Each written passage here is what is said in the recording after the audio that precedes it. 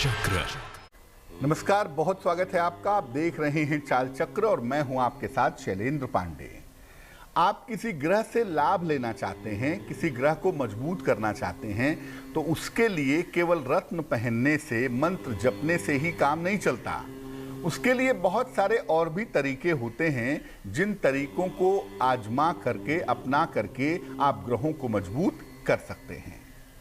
पौधे लगा करके और पौधों के संपर्क में रह करके एक तरफ आप प्रकृति को अच्छा कर सकते हैं और दूसरी तरफ अपने ग्रहों को मजबूत कर सकते हैं। चाल चक्र में आज क्या खास है, चलिए बताते हैं आपको।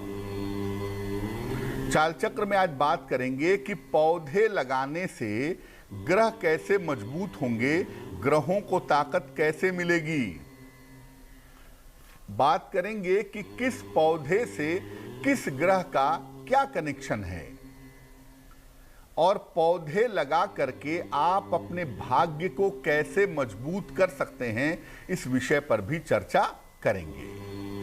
तो प्रकृति के वरदान से पौधे लगा करके आप अपने ग्रहों को मजबूत कर सकते हैं, अच्छा बना सकते हैं, इसी विषय पर आज बात करेंगे। सबसे पहले एक नजर डाल लेते हैं आज के पंचांग पर। आज तिथि है आषाढ़ कृष्ण पक्ष की तृतीया तिथि, दोपहर के 3:54 तक। नक्षत्र है श्रवण नक्षत्र। चंद्रमा मकर राशि में संचरण कर रहे हैं। राहु काल का समय शाम को 4:30 से तकरीबन 6 बजे तक। पश्चिम दिशा की तरफ आज यात्रा करने की मनाही है, लेकिन अगर यात्रा करना जरूरी है, मजबूरी है, तो ऐसी स्थिति में जरा सा पान का पत्ता खाकर और भगवान का स्मरण करके यात्रा करेंगे तो मुश्किल से बचे रहेंगे। चर्चा की शुरुआत करें उसके पहले बताते हैं आपको वो टेलीफोन नंबर जिस पर फोन करके आप कार्यक्रम में हमारे साथ जुड़ सकते हैं। हमारा फोन नंबर है 0120-480-7333 0120-4807-333। सबसे पहले जानते हैं कि पेड़ पौधों का ज्योतिष की दुनिया में क्या महत्व है।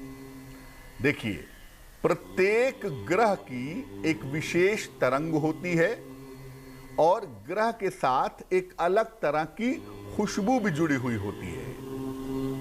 मंत्रों का जप करना, रत्न पहनना, दान करना, जो ये सब हम करते हैं, वो इसीलिए करते हैं कि जो ग्रह की तरंगे हैं वो तरंगे बेहतर हो जाएं।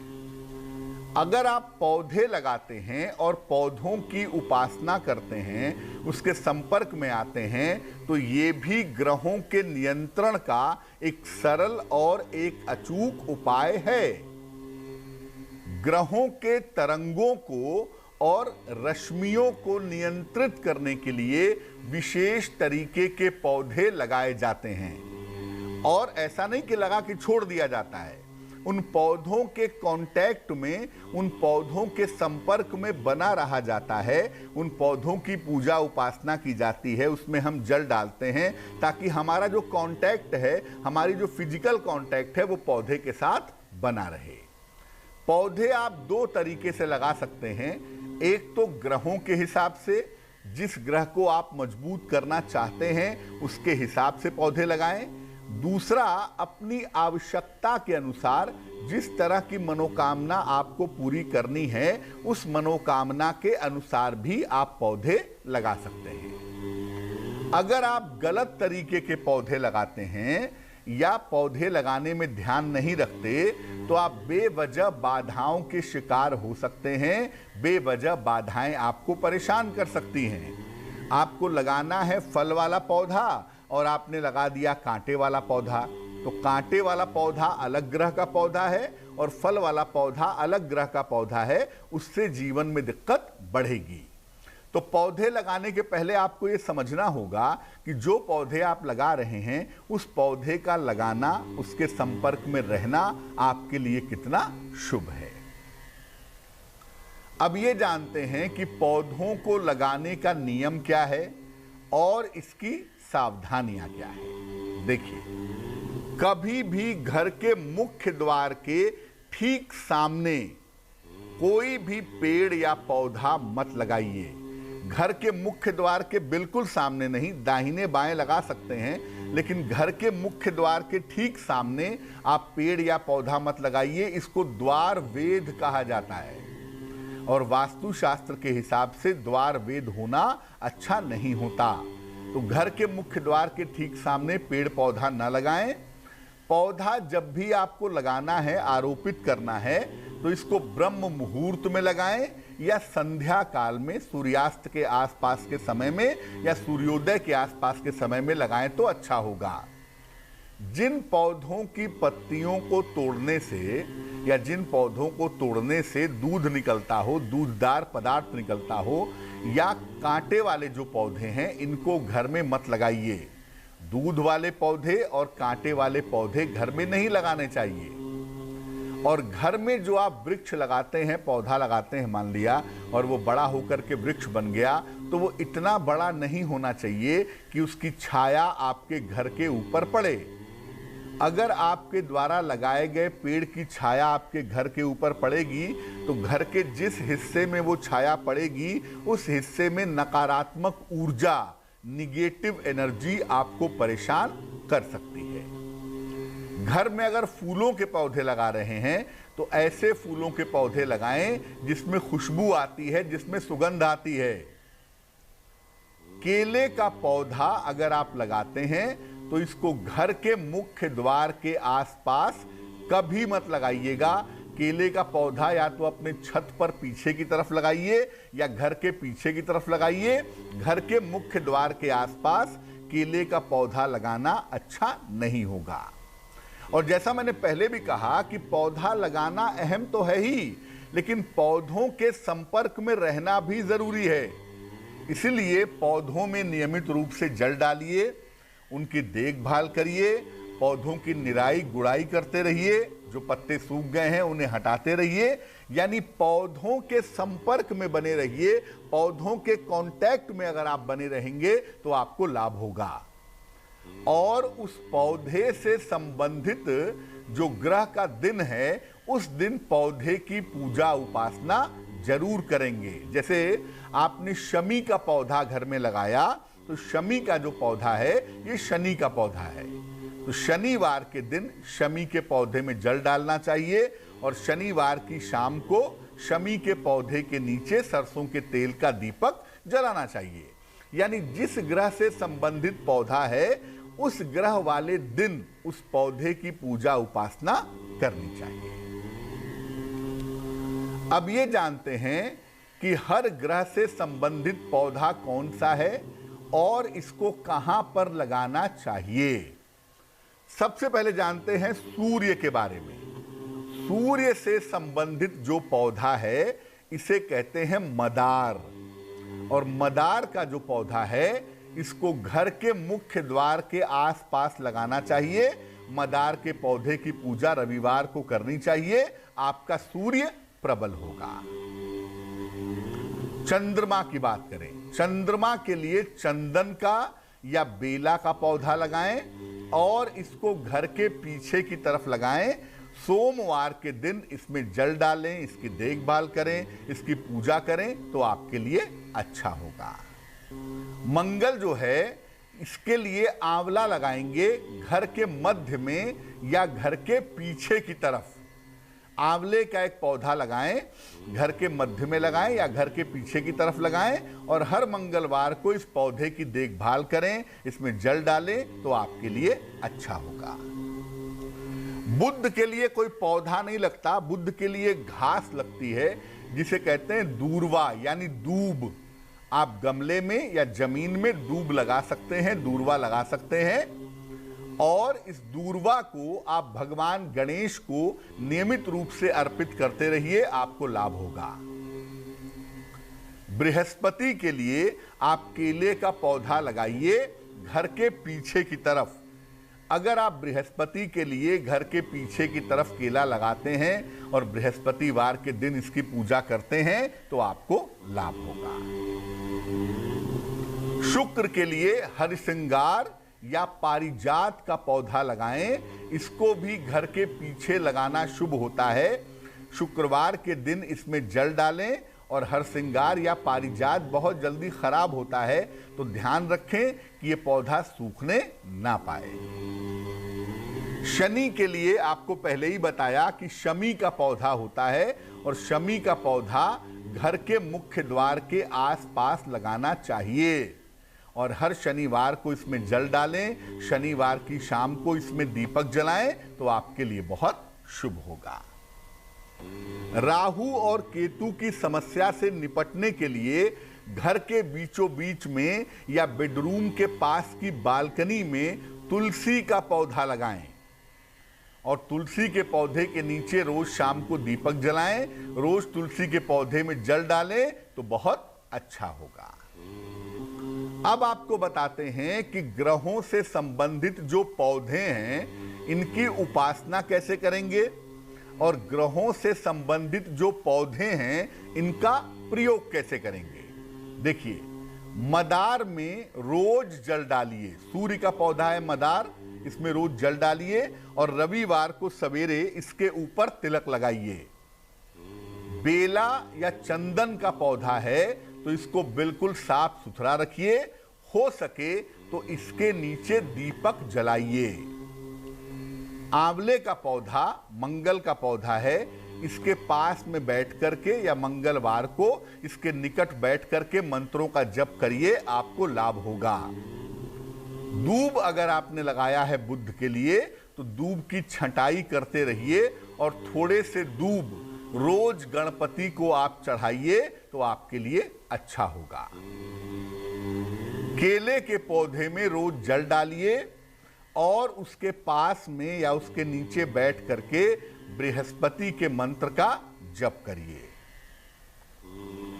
हरसिंगार का अगर आपने पौधा लगाया है तो इसकी सफाई करते रहिए और इसके फूलों को चुन करके अपने बेडरूम में या अपने शयन कक्ष में रखिए।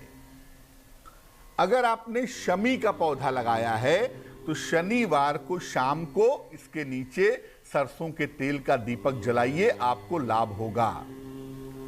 और अगर आपने तुलसी का पौधा लगाया है तो तुलसी के पौधे के नीचे रोज शाम को घी का दीपक जलाइए, आपके लिए बहुत अच्छा रहेगा। दो बातें और बता दूं, घर में कभी भी पीपल का या बरगद का पौधा नहीं लगाना चाहिए। ऐसा नहीं है कि इससे कोई नुकसान होता है। मुख्य बात यह है कि पीपल और बरगद की जो जड़ें होती हैं वो बड़ी गहरी होती हैं, घर की नींव को नुकसान पहुंचा सकती हैं। और दूसरी बात यह है कि इनकी छाया बड़ी घनी होती है, घर के ऊपर अगर इनकी छाया पड़ेगी तो आपको नुकसान होगा। अगर घर में कोई पीपल या बरगद का पौधा निकल आता है अपने आप तो उसको ले जाकर के पार्क में या सड़क के किनारे या सार्वजनिक स्थान पर अगर आप लगाएं तो बहुत अच्छा होगा। लेकिन घर में पीपल का पौधा कभी ना लगाएं, बरगद का पौधा कभी ना लगाएं, क्योंकि इसको घर में लगाना अच्छा नहीं होता। हाँ, आप घर में ग्रहों के पौधों के अलावा नीम का पौधा लगा सकते हैं और जिन घर में बड़े बुजुर्ग हैं या जिस घर में वृद्ध लोग हैं उस घर में नीम का पौधा लगाने से घर के बड़े बुजुर्गों के या वृद्धों के स्वास्थ्य की दिक्कत परेशान नहीं करती है। तो पौधों के साथ ग्रहों का सीधा संबंध है और जब आप पौधों के संपर्क में आ जाते हैं तो उससे वो ग्रह मजबूत होने शुरू हो जाते हैं। वक्त एक छोटे से ब्रेक का है, लेकिन ब्रेक पर जाने के पहले जान लेते हैं कि आज की जिज्ञासा क्या है। आज की जिज्ञासा है, अगर आप गले में तुलसी की माला पहनते हैं या पहनना चाहते हैं तो इसके नियम क्या हैं? क्योंकि तुलसी की माला गले में कोई भी पहन लेता है, पहनने में कोई हर्ज नहीं है, लेकिन उसका लाभ तभी होगा जब उसके नियमों का पालन किया जाएगा। तुलसी की माला पहनने की शर्तें क्या हैं, नियम क्या हैं, ये बताएंगे आपको एक छोटे से ब्रेक के बाद।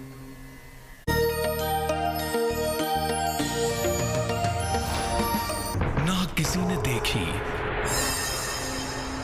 इतनी सटीक भविष्यवाणी, चाल चक्र।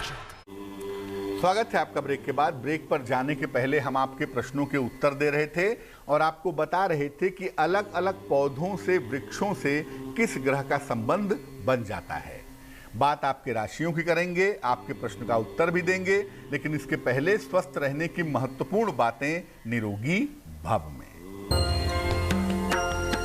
जब भी आप भोजन करते हैं पूरा पेट भर करके भोजन मत करिएगा, थोड़ा सा भूख से कम खाना खाइएगा। ऐसा करने से पाचन तंत्र ठीक होगा और मोटापा आपका कम होगा। चलिए राशियों के सिलसिले की शुरुआत करते हैं। सबसे पहले मेष राशि। मेष राशि, धन की समस्याएं आज आपकी हल होंगी।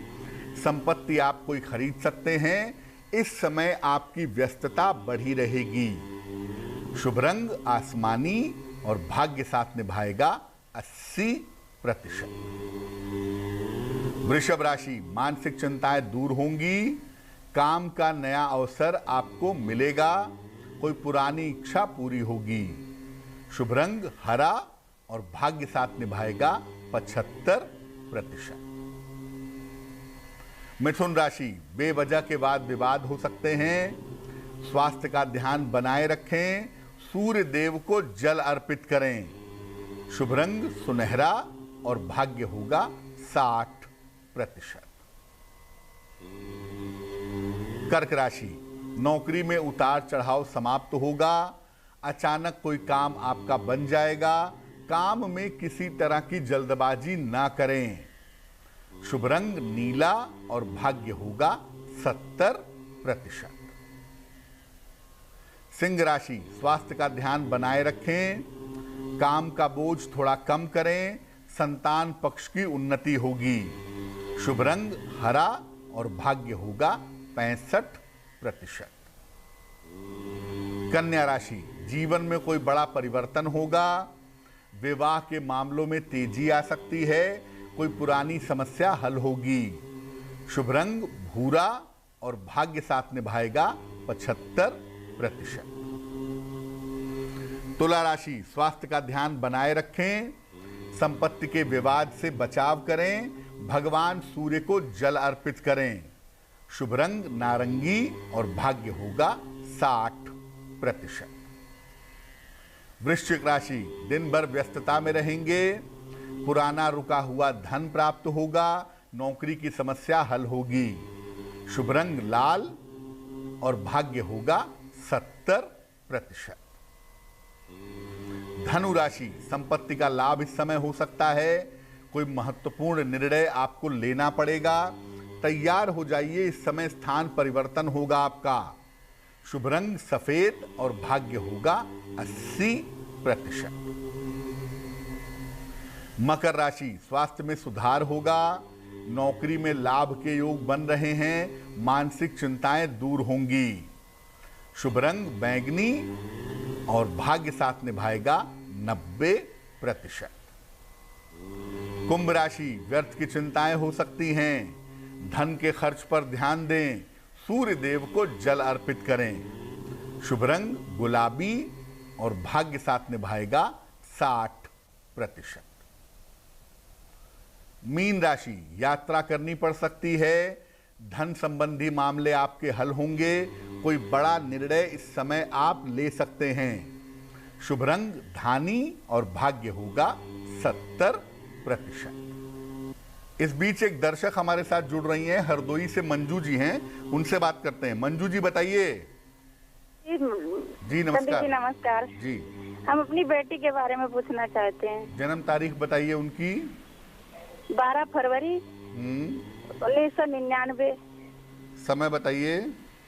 6:40 सुबह या शाम? शाम को। कहाँ जन्म हुआ है? हरदोई में। क्या प्रश्न है, पूछिए। जी, हम मेरी अपनी बेटी के करियर के बारे में पूछना चाहते हैं कि वो क्या करेगी भविष्य में। जी, एमकॉम कर रही है। आगे कैसा उसका भविष्य रहेगा, क्या करेगी, सरकारी नौकरी मिलेगी कि नहीं, और आगे मतलब शादी वादी कैसे क्या करेंगे। कुंडली आपकी बेटी की सिंह लग्न की बनती है और राशि बनती है धनु राशि। कुंडली में ग्रहों का जो संयोग है वो या तो टीचिंग जॉब की तरफ इशारा कर रहा है, पढ़ाई लिखाई वाली नौकरी की तरफ, या बैंक की नौकरी की तरफ इशारा कर रहा है। तो शिक्षा क्षेत्र में या बैंकिंग के क्षेत्र में इनको सरकारी नौकरी मिल जाएगी, लेकिन वो प्राप्त होगी इनको 2023-24 के समय में। दूसरी बात यह है कि वैवाहिक जीवन आपकी बिटिया का अच्छा है। विवाह ये अपनी इच्छा से करेंगी किसी जाने पहचाने लड़के के साथ, और वैवाहिक जीवन कुल मिला जुला के इनका ठीक दिखाई दे रहा है। अब क्या करें अच्छे स्वास्थ्य और अच्छे करियर के लिए? अपनी बेटी को एक रत्न बनवा के पहना दें, उसे कहते हैं माणिक्य। इसका वजन होगा लगभग 6 से 8 रत्ती, तांबे या सोने की अंगूठी में, दाहिने हाथ की अनामिका उंगली में। रविवार को प्रातः माणिक्य पहनाने से लाभ होगा। एक और दर्शक हमारे साथ जुड़ गई हैं, इंदौर से भारती हैं, उनसे बात करते हैं। भारती बताइए। हाँ गुरुजी नमस्ते। जी प्रणाम बहन जी, बताइए। गुरुजी मुझे ना अपने पति के लिए पूछना है। जन्म तारीख बताइए उनकी। 31/12/58। समय बताइए। समय सुबह के 4 बजे। कहाँ पे जन्म हुआ है? इंदौर। क्या जानना चाहती हैं? गुरुजी उन्हें ना स्किन प्रॉब्लम बहुत है और धोखे बहुत मिल रहे हैं। आपके पतिदेव की जो कुंडली हमारे पास बनती है, ये बनती है वृश्चिक लग्न की कुंडली, और राशि बनती है सिंह राशि। महादशा इनकी इस समय बृहस्पति की है और अंतरदशा भी बृहस्पति की चल रही है। देखिए पहली बात यह है कि इस कुंडली में सूर्य की स्थिति ठीक नहीं है, जिस वजह से इनको स्किन की प्रॉब्लम भी है, और इसी वजह से इनके साथ धोखे भी होते हैं, उतार चढ़ाव भी होता है। आप अपने पतिदेव को 2 उपाय करने को कहिए। एक, इनको माणिक्य बनवा के पहना दीजिए, 6 से 8 रत्ती का माणिक्य, तांबे या सोने की अंगूठी में, दाहिने हाथ की अनामिका उंगली में, रविवार को प्रातः। दूसरा काम करेंगे, रोज सुबह सूर्य को जल चढ़ाएंगे, और रोज सुबह आदित्य हृदय स्तोत्र, चाहे हिंदी में चाहे संस्कृत में, इसका पाठ करेंगे तो इनके लिए बहुत अच्छा रहेगा। इस बीच एक और दर्शक जुड़ गई हैं हमारे साथ, बबीता जी हैं गुजरात से, उनसे बात करते हैं। बताइए बबीता जी। हेलो पंडित जी नमस्ते। जी नमस्कार। मेरा लड़का का बारे में जानने का है। जन्म तारीख क्या है लड़के की आपके? लड़के का 29 मई 2005 में जन्म, रविवार। किस समय जन्म हुआ था? समय क्या है? रात को 10:40 में। कहाँ पे जन्म हुआ है? पश्चिम बंगाल में। पश्चिम बंगाल में कहाँ? हुगली डिस्ट्रिक्ट। हुगली। जी पूछिए क्या प्रश्न है? मेरा लड़का का भविष्य कैसा होगा, उसका पढ़ाई कैसा होगा? पढ़ाई नहीं करता है। आपके बेटे की कुंडली बनती है मकर लग्न की, और आपके बेटे की राशि बनती है कुंभ राशि। एक तो आपके बेटे का भविष्य बहुत उज्जवल है, क्योंकि कुंडली बहुत धनवान कुंडली है। पैसे रुपए को लेकर के इस कुंडली में कोई समस्या आने वाले समय में नहीं दिख रही है। लेकिन ज़्यादातर ऐसे लोग बिजनेस में जाते हैं, बहुत ज़्यादा पढ़ाई लिखाई करेंगे, इसकी संभावना मुझे थोड़ी कम लग रही है। मुझे लग रहा है कि उम्र के 18 साल पूरा होने के बाद ये बिजनेस में जाएंगे और बिजनेस इनके लिए बेहतर होगा। फिलहाल एक तो इनकी शनि की 7.5 चल रही है, इसलिए आप ऐसा करें कि आप अपने बेटे के लिए रोज शाम को ओम शं शनैश्चराय नमः इस मंत्र का जप करें, और अपने बेटे के नाम से हर शनिवार की शाम को पीपल के नीचे दीपक जलाएं। चलिए अब बात कर लेते हैं उनकी जिनका है आज जन्मदिन। जिन लोगों का जन्मदिन है उन्हें हम सबकी तरफ से जन्मदिन की हार्दिक शुभकामनाएं। आने वाले वर्ष में आपकी आर्थिक स्थिति में सुधार होगा, करियर की समस्याओं से आपको राहत मिलेगी, संतान से जुड़ी हुई तमाम समस्याएं आपकी हल होंगी। लेकिन इस साल स्वास्थ्य के मामले में और बेवजह के वाद विवाद न हो, इसके मामले में थोड़ी सावधानी रखिएगा। क्या करेंगे?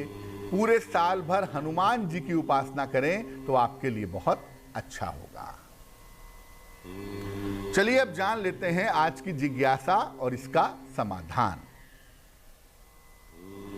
आज की जिज्ञासा है कि तुलसी की माला पहनने के नियम क्या हैं। देखिए, तुलसी की माला अत्यंत पवित्र मानी जाती है और ऐसा मानते हैं कि जिन लोगों के गले में तुलसी की माला होती है मृत्यु के समय उन्हें मुक्ति की प्राप्ति होती है। इसको धारण करने का नियम ये है कि जब आप तुलसी की माला धारण करें तो प्याज, लहसुन, मांस, मदिरा का प्रयोग ना करें, किसी को अपशब्द न बोलें, किसी के बारे में बुरा ना सोचें। साथ ही साथ अगर आप तुलसी की माला पहनते हैं तो इसको धारण करने वाले व्यक्ति को दोनों समय पूजा उपासना जरूर करनी चाहिए।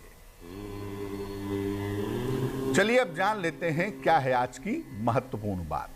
देखिए, तुलसी की माला और रुद्राक्ष की माला में फर्क समझिए। जो भगवान विष्णु या उनके अवतारों को मानने वाले हैं, भगवान राम को, भगवान कृष्ण को, वो तुलसी की माला पहनेंगे और तुलसी की माला आप पहन करके मंत्र जप भी तुलसी की माला से कर सकते हैं। जो भगवान शिव के भक्त हैं वो रुद्राक्ष की माला पहनते हैं और वो रुद्राक्ष की माला से मंत्रों का जप कर सकते हैं। लेकिन दोनों मालाओं को पहनने का नियम जान लीजिए कि चाहे आप तुलसी की माला पहने, चाहे रुद्राक्ष की माला पहने, इसको पहनने के बाद सात्विकता का पालन करना पड़ेगा। चलिए अब जान लेते हैं आज का शुभ पहर क्या है। आज का शुभ पहर है शाम को 6 बजे से 7:30 तक। इस समय में सूर्य देव का स्मरण करके हनुमान चालीसा का पाठ करें। आप किसी भी अनहोनी से आने वाले समय की किसी भी घटना दुर्घटना से सुरक्षित रहेंगे, लेकिन करेंगे शुभ पहर में ही, और वो समय होगा शाम को 6 बजे से 7:30 के बीच में। तो आज के लिए चाल चक्र में बस इतना ही। स्वस्थ रहिए, प्रसन्न रहिए, अपना बहुत ख्याल रखिए। मुझे दीजिए इजाजत। देश और दुनिया की तमाम खबरों के लिए देखते रहिए तेज। नमस्कार।